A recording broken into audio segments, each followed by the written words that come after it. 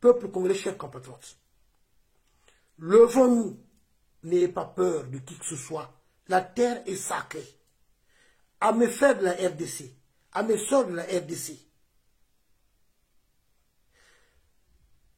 vraiment, le peuple congolais, le peuple de la République du Congo, n'avait pas décidé pour que les Rwandais viennent s'installer chez nous, pour qu'on puisse donner nos terres aux Rwandais. Ce n'est pas le peuple. Le problème, c'est Sassou Nguesso. C'est pour cela que j'avais compris une seule chose dans les réseaux sociaux.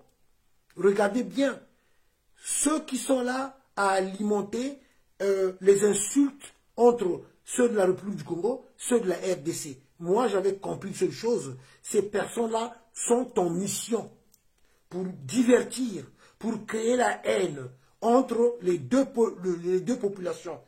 Parce qu'il y a des gens qui sont derrière. Pourquoi subitement c'est devenu des vidéos de ce genre? Or, la RDC est menacée. Là, la République du Congo aussi est menacée.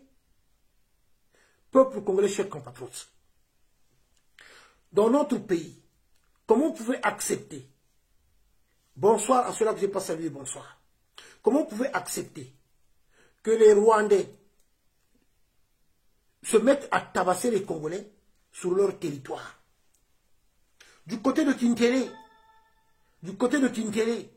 il y a des Congolais qui se font tabasser, ceux qui s'hasardent à passer dans les endroits où habitent les Rwandais.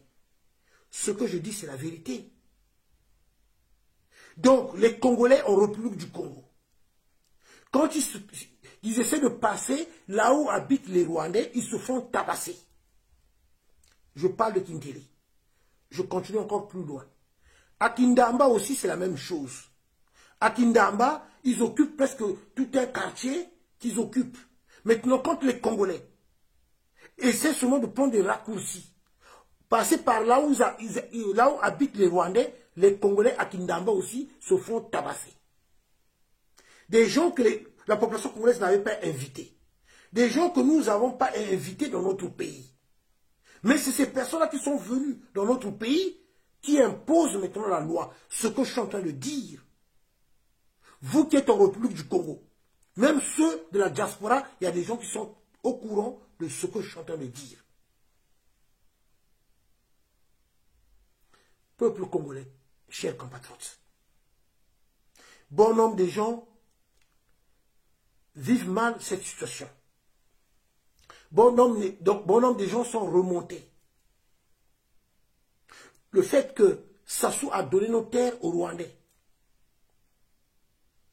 des terres plus vastes que la capitale Kigali, plus vastes, c'est du jamais vu. Comme je l'avais dit dans ma dernière vidéo, que chaque Congolais puisse prendre sa responsabilité en tant que Congolais. Que chaque Congolais puisse se lever. Si vous ne pouvez pas parler, mais vous pouvez quand même écrire. Si vous ne pouvez pas écrire, mais vous pouvez partager certaines vidéos pour que le message puisse être bien relayé.